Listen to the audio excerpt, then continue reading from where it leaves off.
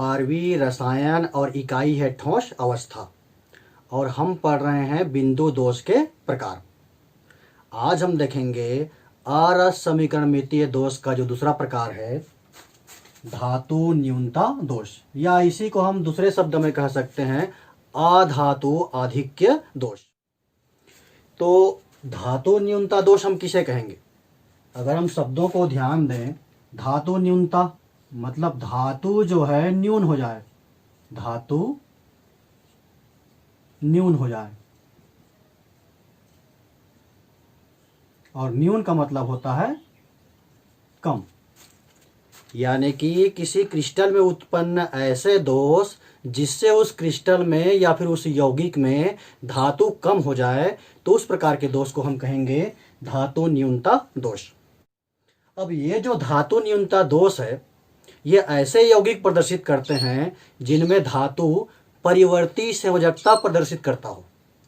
एक शब्द आ रहा है परिवर्ती संयोजकता, मतलब किस तरह के यौगिक जो है धातु न्यूनता दोष प्रदर्शित करते हैं। तो ऐसे यौगिक जिनमें ऐसा धातु उपस्थित हो जो परिवर्ती संयोजकता प्रदर्शित करता हो। तो अगर हमको धातु न्यूनता दोष को समझना है तो उससे पहले हमको समझना पड़ेगा परिवर्ती संयोजकता क्या चीज है। परिवर्ती संयोजकता, परिवर्ती संयोजकता समझने से पहले हम देखते हैं संयोजकता क्या चीज है। और आप संयोजकता पढ़ते आए हो। कोई भी तत्व स्थायी होने के लिए जितने इलेक्ट्रॉनों का विनिमय करता है, लेन देन करता है, विनिमय करता है मतलब स्थायी होने के लिए या तो जितना इलेक्ट्रॉन दे देता है, त्याग देता है, या फिर जितना इलेक्ट्रॉन ग्रहण करता है, या फिर जितने इलेक्ट्रॉनों की साझेदारी करता है। तीन चीज, या तो जितना इलेक्ट्रॉन वो देता है, या जितना इलेक्ट्रॉन लेता है, या फिर जितने इलेक्ट्रॉनों की साझेदारी करता है, उसकी संख्या को हम कहते हैं संयोजकता। इलेक्ट्रॉन का लेन देन या साझेदारी क्यों करता है, तो उसका जवाब होगा स्थायी होने के लिए। जैसे अगर हम सोडियम की बात करें तो आप पढ़े हो सोडियम का एटॉमिक नंबर होता है 11, और जब हम इसका विन्यास करते हैं तो यह होता है 2, 8 और 1।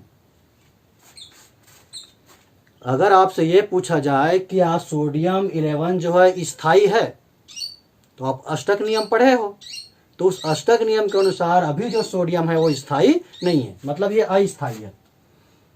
तो ये स्थायी होने के लिए क्या करता है?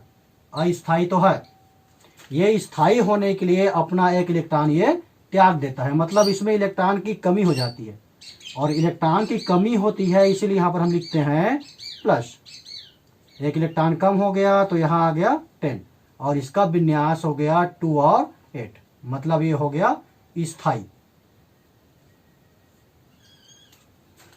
तो सोडियम की संयोजकता कितनी है? तो सोडियम की संयोजकता है, सोडियम की संयोजकता ये है 1।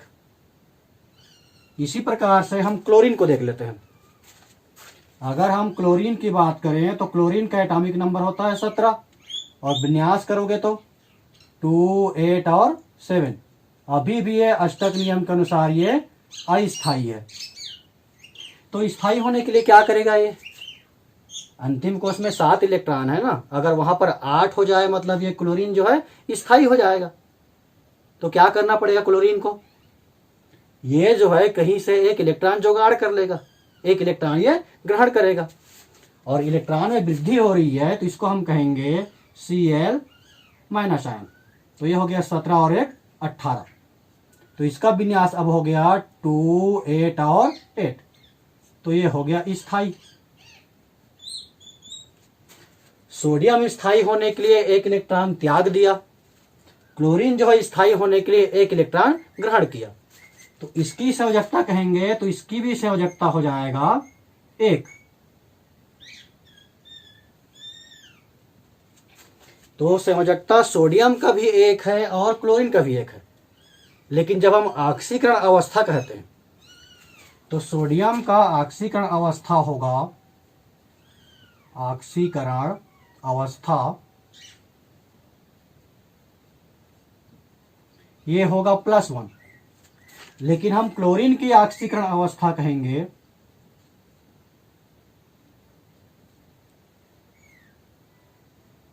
तो ये होगा -1। इसका मतलब संयोजकता का अर्थ हो गया कि कोई भी तत्व स्थायी होने के लिए जितना इलेक्ट्रॉन त्याग देता है या जितना इलेक्ट्रॉन ग्रहण करता है या फिर जितने इलेक्ट्रॉन की साझेदारी करता है उसकी संख्या को हम कहते हैं संयोजकता। अब यहाँ पर संयोजकता के आगे लिखा हुआ है परिवर्ती संयोजकता। अब आपको समझना पड़ेगा कि ये परिवर्ती संयोजकता क्या चीज है। सोडियम की संयोजकता है 1 या फिर सोडियम की ऑक्सीकरण अवस्था है +1। सोडियम कभी भी +2 ऑक्सीकरण अवस्था प्रदर्शित नहीं कर सकता। अगर हम सोडियम की बात करें तो सोडियम का ऑक्सीकरण अवस्था +2 नहीं हो सकता। क्यों नहीं हो सकता +2? +2 इसलिए नहीं हो सकता क्योंकि जैसे ये +1 हुआ है सोडियम स्थायी हो गया। अब +2 होने के लिए यहां से हमको इलेक्ट्रॉन निकालना पड़ेगा और यहां से इलेक्ट्रॉन निकालने के लिए बहुत अधिक ऊर्जा की आवश्यकता पड़ेगी।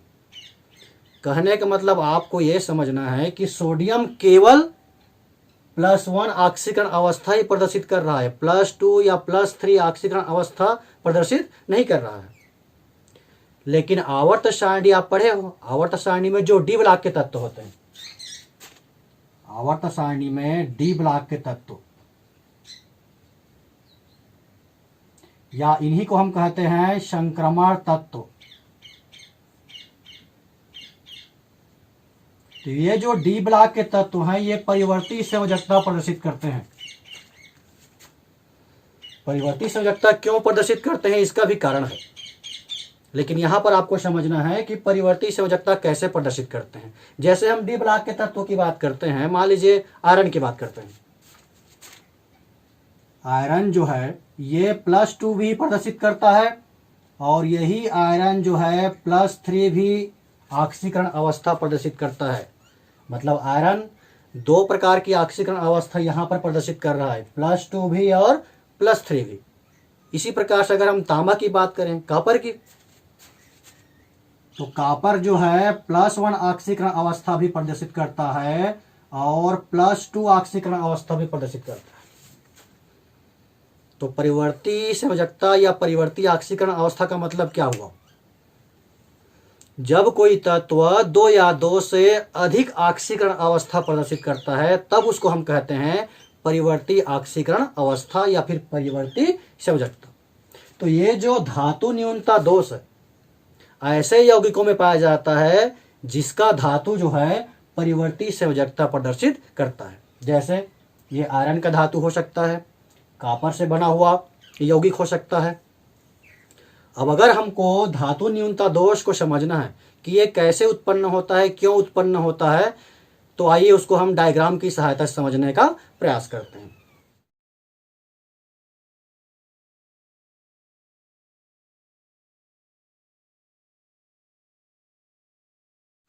अभी हमारे सामने जो क्रिस्टल है, क्रिस्टल जालक है, इसमें किसी प्रकार का दोष नहीं है। ये आदर्श स्थिति में है। आदर्श स्थिति मतलब ऐसे क्रिस्टल जिसमें किसी प्रकार का दोष ना हो। इसमें दोष क्यों नहीं है? क्योंकि जितने धन आयन हैं उतने ही ऋण आयन हैं। ये M+ आयन मतलब धन आयन है। और हम पढ़े हैं कि धन आयन को ही हम कहते हैं धातु आयन। धन आयन का मतलब हो गया धातु आयन। और जितने धन आयन है उतने ही ऋण आयन है, ऋण आयन। और ये जो ऋण आयन है उन्हीं को हम कहते हैं अधातु आयन।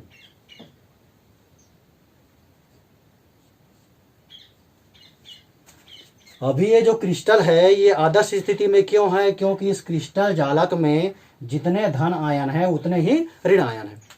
यानी कि हम ये भी कह सकते हैं कि जितने धातु आयन हैं उतने ही अधातु आयन हैं। दूसरी बात आपको याद रखनी है, अभी इस क्रिस्टल की विद्युत उदासीनता बनी हुई है। इस क्रिस्टल की विद्युत उदासीनता बनी हुई है, विद्युत उदासीनता। अब ये विद्युत उदासीनता बनी हुई है इसलिए कह रहे हैं क्योंकि यहां पर ऋण आवेश जितने हैं उतना ही धन आवेश है। विद्युत उदासीनता बनी हुई है क्यों कह रहे हैं? क्योंकि धन आवेश की जो संख्या है, जितना धन आवेश की संख्या है उतनी ही ऋण आवेश की भी संख्या है।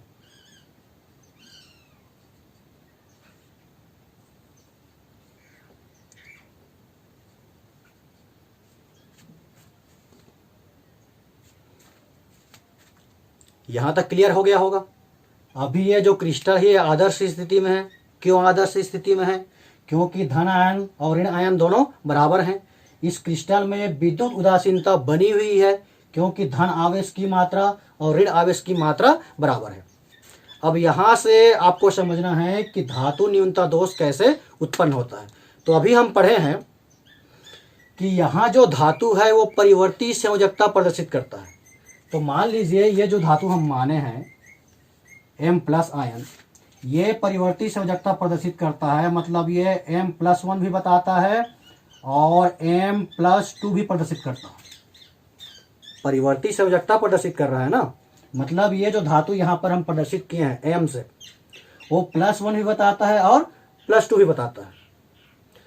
अब यहाँ पर जितने भी क्रिस्टल में धातु आयन आपको दिख रहे हैं सब क्या है? सब M+ आयन है। परिवर्ती संयोजकता बताने के कारण ये जो M+1 है ये इलेक्ट्रॉन त्यागता है और ये परिवर्तित हो जाता है M2+ आयन। यहां अच्छे समझना है आपको। M+ आयन है, यहाँ पर जितने भी धातु आयन है किस रूप में है? M+ ion, M+ ion, M+ ion के रूप में। और चूंकि धातु M में परिवर्ती ऑक्सीकरण अवस्था प्रदर्शित करने का गुण पाया जाता है, तो धातु M+ आयन क्या किया? एक इलेक्ट्रॉन त्याग करके ये परिवर्तित हो गया M2+ आयन में। चलो यहां से हम ये करते हैं कि ये जो गोला में M+ आयन है ये परिवर्तित हो गया M2+ आयन में। ये परिवर्तित हो गया M2+ आयन में। क्यों परिवर्तित हुआ? क्योंकि धातु परिवर्ती ऑक्सीकरण अवस्था प्रदर्शित करता है, इसलिए M+ आयन इलेक्ट्रॉन त्याग करके M+2 आयन में यानी कि उच्च ऑक्सीकरण अवस्था में परिवर्तित हो गया। अब आप इस क्रिस्टल जालक को देखिए। अगर मैं आपसे ये पूछूं कि अभी इसकी विद्युत उदासीनता बनी हुई है क्या? अब इसकी जो विद्युत उदासीनता है वो नहीं है। क्यों नहीं है? क्योंकि यहां पर धन आवेश जो है ये बढ़ गया। इस क्रिस्टल में अभी विद्युत उदासीनता नहीं है। क्यों नहीं है? उसका जवाब ये है कि यहां पर धन आवेश की जो मात्रा है वो बढ़ गया। तो इसकी विद्युत उदासीनता बनाए रखने के लिए क्या करना होगा? तो इस क्रिस्टल की विद्युत उदासीनता बनाए रखने के लिए ये M+ आयन अपने जगह से विलुप्त हो जाता है। कौन विलुप्त हो गया? धन आयन। धन आयन अपनी जगह से विलुप्त हो गया। इसको हम कहते हैं धन आयन रिक्तिका। धन आयन रिक्तिका, या इसी को हम कहते हैं होल या बीवर भी कहते हैं। होल या बीवर। अब ये जो धन आयन रिक्तिका उत्पन्न हुआ तो उसका प्रभाव क्या हुआ? अब आप इस क्रिस्टल को गौर से देखोगे तो ये जो धातु आयन की संख्या है वो कम हो गई। M+ आयन की संख्या जो है कम हो गई। और धातु न्यूनता दोष में होता क्या है? ऐसा दोष जिससे क्रिस्टल या यौगिक में धातु आयन की संख्या कम हो जाती है, उसको हम कहते हैं धातु न्यूनता दोष। एक महत्वपूर्ण बात यह भी है कि जिस क्रिस्टल में या जिस यौगिक में धातु न्यूनता दोष उत्पन्न हो जाता है। धातु न्यूनता दोष क्यों उत्पन्न हो रहा है? क्योंकि क्रिस्टल में उत्पन्न हो गया धन आयन रिक्तिका या होल। और आगे हम केमिस्ट्री में ही और फिजिक्स में भी पढ़ेंगे कि धारा प्रवाहित करना है तो उसके लिए या तो इलेक्ट्रॉन होना चाहिए या फिर होल होना चाहिए। वैसे होल की परिभाषा ये होती है कि इलेक्ट्रॉन जब अपनी जगह खाली कर देता है तब जो रिक्त स्थान बनता है उसको हम कहते हैं होल। जब हम अर्धचालक पढ़ेंगे तब उसको और डिटेल में पढ़ेंगे। और अर्धचालक दो प्रकार का होता है, N टाइप और P टाइप। तो यहाँ पर होल उत्पन्न हो गया। ये जो यौगिक है या फिर ये जो क्रिस्टल है ये पी प्रकार का अर्धचालक है। ये यौगिक है पी टाइप अर्धचालक, पी टाइप अर्धचालक।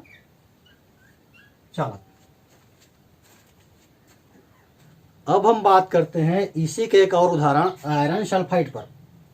देखो आयरन सल्फाइड की बात कर रहे हैं तो आयरन भी दो प्रकार का संयोजकता या ऑक्सीकरण अवस्था प्रदर्शित करता है, Fe+2 और Fe+3।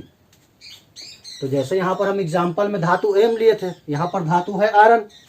ये Fe+2 इलेक्ट्रॉन त्याग करके परिवर्तित हो जाएगा किसमें, Fe+3 में। Fe2 जो है इलेक्ट्रॉन त्याग करके Fe3+ में परिवर्तित हो गया, मतलब इलेक्ट्रॉनों का गमन हो रहा है।